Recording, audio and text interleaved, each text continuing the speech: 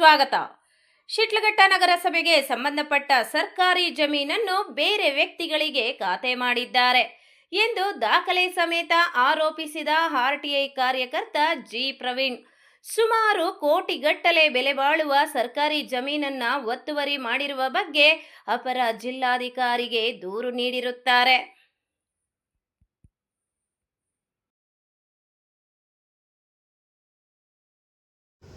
Notice ಕೊಟ್ಟಿದ್ದಾರೆ. ಇದು ಭೂ ಕಬಲಿಕೆ ಆ್ಯಕ್ಟಲ್ಲಿ ಹೈಕೋರ್ಟಲ್ಲಿ ಆಗಿದೆ.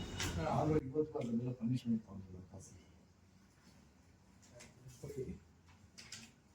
ಅದು ಸರ್ ಕೊಡಪ್ಪ, ಸರ್ ಕೊಡ ಕೊಡಕತ್ತೀನಿ.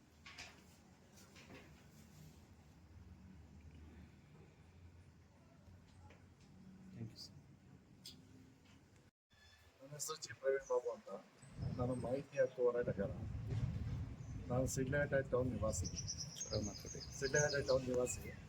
ಈ ಒಂದು ನಮ್ಮ ಸಿಡ್ಲಘಟ್ಟ ನಗರಸಭೆ ವ್ಯಾಪ್ತಿಯಲ್ಲಿ ಅನೇಕ ಸರ್ಕಾರಿ ಜಮೀನುಗಳು ಅಕ್ರಮವಾಗಿ ಭೂ ಕಬಳಿಕೆ ಆಗಿದೆ. ಒಳ್ಳೆ ರಾಜಕೀಯ ಪ್ರಭಾವ ಇರ್ತಕ್ಕಂಥವರು, ಆರ್ಥಿಕವಾಗಿ ಬಲಾಢ್ಯರು, ಸಮಾಜದಲ್ಲಿ ಅವ್ರ ಮಾತು ನಡೆಸಬಲ್ಲಂಥ ವ್ಯಕ್ತಿಗಳು ಈ ಒಂದು ಕಬಳಿಕೆ ಸ್ವಾಧೀನಪಡಿಸ್ಕೊಂಡು ಸರ್ಕಾರಿ ಜಮೀನುಗಳನ್ನ ಅವರ ಅಧೀನದಲ್ಲಿ ಇದು ಮಾಡಿಕೊಂಡು ಇದಕ್ಕೆ ನಗರಸಭೆಯವರು ಈ ಖಾತೆಗಳನ್ನು ಸಮೇತ ಖಾತೆಗಳು ಮಾಡಿದ್ದಾರೆ. ಸರ್ಕಾರಿ ಆಸ್ತಿಗಳಿಗೆ ಯಾವುದೇ ಒಂದು ಖಾತೆಗಳನ್ನು ಕೊಡಬಾರ್ದು. ಉದ್ಯಾನವನಗಳಿಗಾಗಲಿ, ಸರ್ಕಾರಿ ಕುಂಟೆಗಳಿಗಾಗಲಿ, ಸರ್ಕಾರ ರಾಜ್ಯ ಕಾಲುವೆಗಳಾಗಲಿ ಯಾರು ಆಗ ಒತ್ತುವರಿ ಮಾಡಬಾರ್ದು ಅಂತ 2011ರಲ್ಲಿ ಭೂ ಕಬಳಿಕೆ ಕಾಯ್ದೆಯನ್ನು ಮಾಡಿದ್ರು ಸಹ, ರಾಜ್ಯಪಾಲರ ಅಂಗೀಕೃತ ಆಗಿ ಬಂದಿದ್ರು ಸಹ ಈ ಒಂದು ಯಾರೋ ಒಂದು ಅಧಿಕಾರಿಗಳು ಇದನ್ನು ಪಾಲಿಸ್ತಾ ಇಲ್ಲ.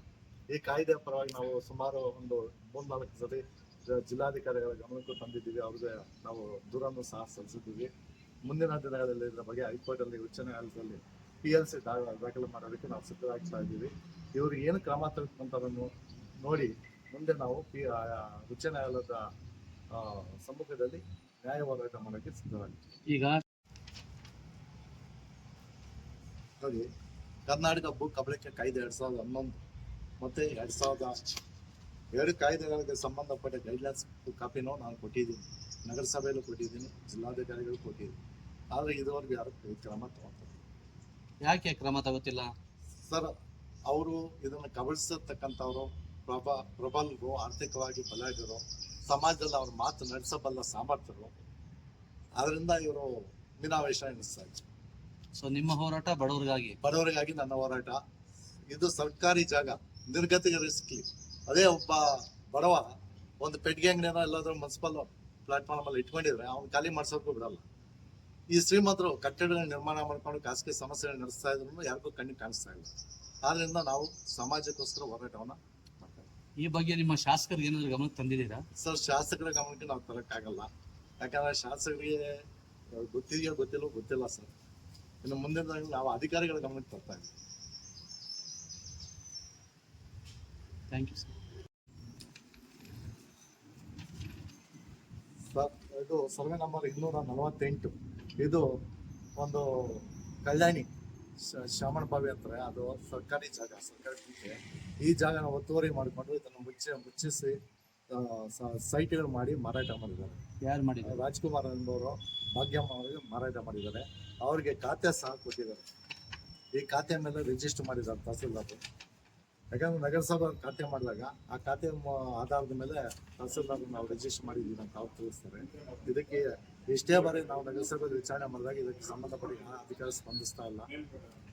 ಮತ್ತೆ ಅದನ್ನು ರಿಜಿಸ್ಟರ್ ಮಾಡಿರ್ತಕ್ಕಂಥದ್ದು ದಾಖಲೆ ಮಾಡಿರ್ತಕ್ಕಂಥದ್ದು. ಇದರ ಬಗ್ಗೆ ಇಂದಿನ ಕೆಲವು ಹೋರಾಟಗಾರರು ಇದ್ರ ಬಗ್ಗೆ ಹೋರಾಟ ಮಾಡಿ DC ಅವ್ರನ್ನ ನಮ್ಮ ನಗರಕ್ಕೆ ಕರೆಸಿ ಅದನ್ನು ಸ್ಪಾಟ್ ಮಾಜರ್ ಮಾಡಿ ಸರ್ಕಾರಿ ಉದ್ಯಾನವನ ಮಾಡೋದಕ್ಕೆ ಎಲ್ಲ ಇದು ಮಾಡಿದ್ರು. ಆದರೆ ಇವತ್ತವರೆಗೂ ಯಾವುದೇ ಒಂದು ಎಷ್ಟಿದೆ ಅದು ವಿಸ್ತೀರ್ಣ? ಇದು ಬಂದು 4 ಕ್ವಿಂಟೆ 5 ಕ್ವಿಂಟೆ ಜಾಗ. ಸರ್, 2 ಸಲ DC ಅವ್ರಿಗೆ ಇದು ಕೊಟ್ಟಿದ್ದೀರಿ. ಅವರು ಏನು ಕ್ರಮ ಎರಡಕ್ಕಿಂತ ಇದು ಕೊಟ್ಟಿದ್ರು. ನಮ್ಗೆ ಇದುವರೆಗೂ ಯಾವುದೇ ಒಂದು ಪ್ರಯೋಜನ ಆಗಿಲ್ಲ. ಇದು ಮುಂದೆ ಬಾರಿ ತಮ್ಮ ಸಮ್ಮುಖದಲ್ಲಿ ಕೊಡಲಾಗ್ತೀವಿ. ಆಯ್ತು, ನೆಕ್ಸ್ಟ್ ಮುಂದಿನ ಯಾವುದು? ಇದು ರಾಜಕಾಲುವೆಗೆ ಸಂಬಂಧಪಟ್ಟಿರ್ತಕ್ಕಂಥದ್ದು. ತಮ್ಮಿ ಮೆಂಬರ್ ಆಕ್ರಮಿಸಿದ್ದಾರೆ, ಇದನ್ನ ಅಕ್ರಮ ಮಾಡ್ಕೊಂಡಿದ್ದಾರೆ. ಇದರಲ್ಲಿ ಕಟ್ಟಡಗಳು ನಡೆದಿದೆ. ಸುಮಾರು ವರ್ಷಗಳಾದ್ರೂ ಇದ್ರ ಬಗ್ಗೆ ಸುಮಾರು ಜನ ಹೋರಾಟ ಮಾಡ್ತಾ ಇದ್ರು, ಯಾವುದೇ ಪ್ರಯೋಜನ ಆಗಿಲ್ಲ. ಯಾವ ತಮೀಮಂತೀರಿ? ಕ್ರೆಸೆಂಟ್ ಸ್ಕೂಲ್ ತಮಿಳು ಖಾಸಗಿ ಶಾಲೆ ನಿರ್ಮಾಣ ಆಗಿದೆ ಇಲ್ಲಿ. ಇದ್ರ ಬಗ್ಗೆ ನಾವು ತಿಳಿಸಿದ್ರು ನಾವು ಯಾವುದೇ ಖಾತೆ ಮಾಡಿಲ್ಲ ಅಂತಾರೆ. ಎಷ್ಟದು ವಿಸ್ತೀರ್ಣ? ಅದು ವಿಸ್ತೀರ್ಣ ಗೊತ್ತಲ್ಲ ಸರ್, 4 ಬಿಲ್ಡಿಂಗ್ಗಳು ಅಲ್ಲಿ ನಡೀತಾ ಇದೆ. ಅದು ರಾಜಕಾಲುವೆ ಮೇಲೆ ರಾಜಕಾಲುವೆ.